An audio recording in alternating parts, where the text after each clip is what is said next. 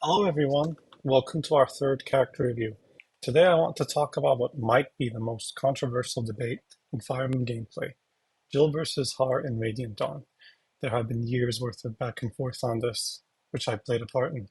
And as maybe Jill's biggest defender since the game came out, I was very excited to make this video from the start.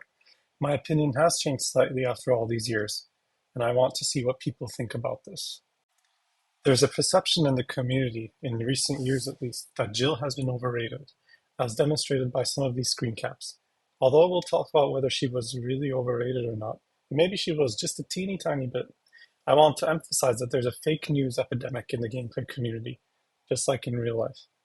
For example, this post says that Har is one of the Omega gods that rule over creation, but that's just a silly exaggeration. Although Har really is an amazing unit, he has notable flaws like his low speed and resistance. And whenever Har is offended, people tend to ignore that other great units exist, especially Titania. There's also a couple of screen caps that say there's not enough resources for Jill to get going in the strictest of contexts. But as a person who actually did the strictest hard mode LTC, I know for a fact that there's more than enough resources for Jill to get going. I also wanted to show this slide to emphasize how Smash Fanatic, who we met back in the Voluk character review video, has been shitting on Jill since the game was released, and he considers Jill to be the 20th best unit in the game. I wonder if you guys are going to end up agreeing with me or him by the end of the video. But let's start with Har. Har has fantastic bases and great growth, and I'd say his growths are better than Jill's, with a ridiculous 70% strength, skill, and 65% defense, but he does have low speed and resistance, which prevents him from truly becoming a quote-unquote Omega God of creation. Har's main problem is competition. Yes, he really is the best unit in every map he's in, up until part 4. But he has some extreme competition from other units who are also great, and who can do things that he can't. Boyd and I can combat, Ulki, Janeth, Marcia, Tanith, and even Sigrun in flight, and most of all Titania, who is basically a mini Har that just lacks flight. Har joins in part 2, but since 2-Prologue is just a survive map, it doesn't really matter, though he's still your best unit there.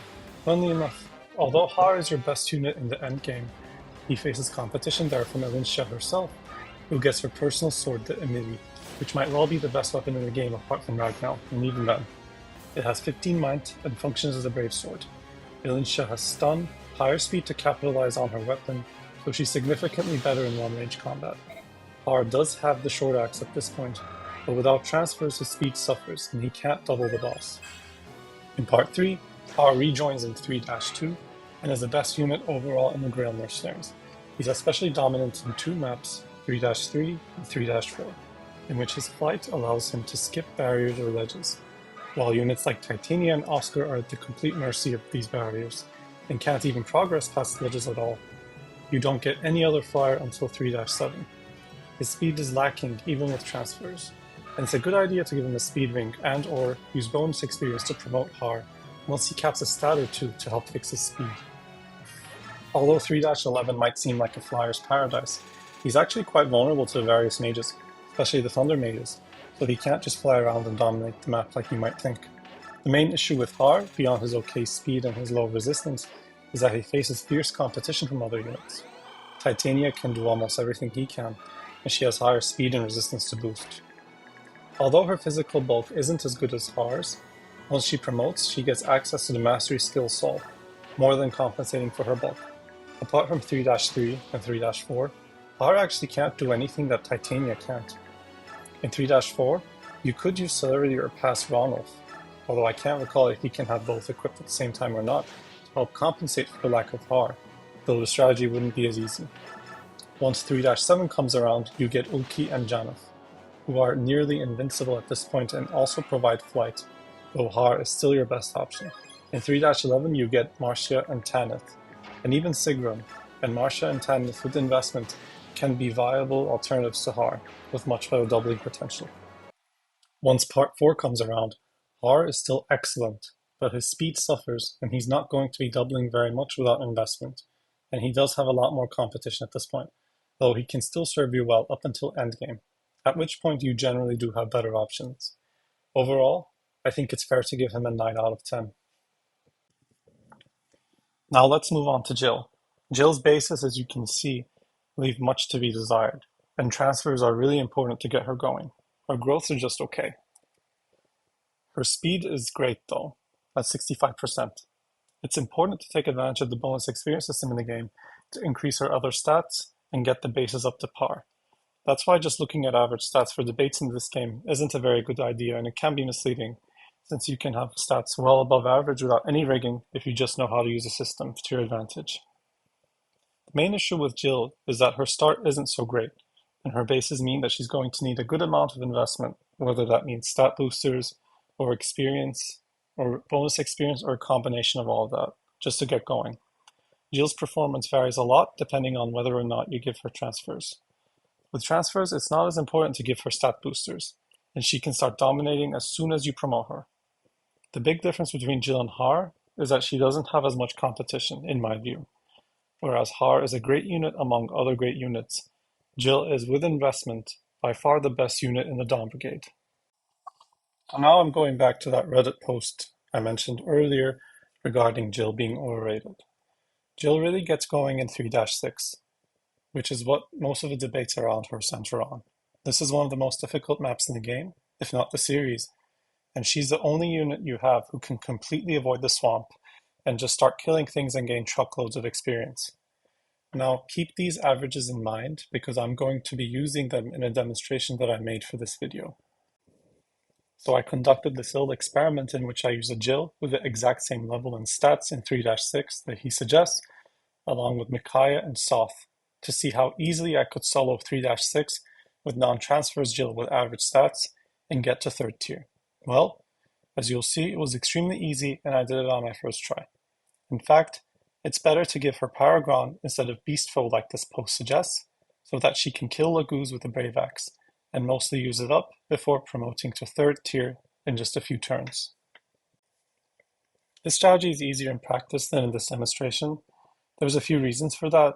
One, I was using my 0% Micaiah, and I was too lazy to edit her magic to something higher and just had to rely on my 5 range physics staff. Two, I forgot to edit Jill's experience to 99, so she was in fact 99 experience short of the assumption in this Reddit post. Finally, and most importantly, I was literally soloing the map with Jill, which made my job harder. In practice, this is going to be much easier since you're going to have other units to help out. Jill's main competition is Zihark, but that's a point for another video. Zihark needs even more investment than Jill just to get going. Whereas Jill can manage just fine with Paragon and the Brave Axe, Zihark needs Resolve to have any semblance of reliability in 3-6. He also needs stat boosters and bonus experience to promote even sooner. He's going to need to promote as maybe as early turn 2, say, since his bulk just isn't as good as Jill's. Jill can just stick to Paragon, so she's much easier to get going than Zihark. I did hear that Zihark might be better than Jill in the context of a hard boat speedrun based on some recent strategies and findings, and that might be partly responsible for how people like Zihark nowadays. But that's not really relevant to character ratings or tier lists, since this is a strategy game series and we usually tend to care more about turns rather than real time. In fact, Jill's flight is so important that I found that she can enable a 6-turn clear with 3-6 in 0% growths, which is equal to the growths LTC run, by the way, as long as she has Beast Foe, as I show in my run that's linked below. Although I use transfers in my run, the strategy is doable, and maybe even easier because I messed up and accidentally gave Leith and Mordecai transfers without transfers. The reason why I find Jill, at least with transfers, to maybe be a bit better than Haar is simply because of the context she's in and nothing else. She's just in a team with worse units in one of the most notorious chapters in the series. In isolation, of course Jill isn't that good, but that's meaningless. If you just consider characters in a vacuum with no regard to context, someone like Kynegas would be the best character in the game. So context isn't something that you can just ignore and wave away. But that's fine. Who else are you going to give resources to? Jill is your best bet. Once you get Jill to third tier, there's nothing really that can stop her. 3-12 and 3-13 are very easy to pull off. and Jill's better than Haar in Part 4 due to her significantly higher speed. Jill also happens to be your best candidate for the boots, which you get in 3-12, and there's really no alternative for it. Why wait to give it to Haar when you can just give it to her and complete 3-12 in a single turn with ease? With the boots and investment, it's also fair to say that Jill is your best unit, even including the Laguz Royals. With all that said, overall, I'd be comfortable giving non-transfers Jill an 8.5 out of 10, since she does require a lot of investment to get going, and transfers Jill a 9.25 out of 10. In the past, I might have said that non-transfers Jill is better than Haar, but I think seeing how good Zihark is, with investment at least, and how much of a viable alternative he can be, changed my mind on that. This video isn't enough to settle the Jill versus Haar debate now, since I also need to make Zihark and Titania videos as well, so those will be next. I hope you enjoyed this video, and I hope I might have helped change your mind regarding this debate, or at least supported your existing opinions, and I hope to see you next time.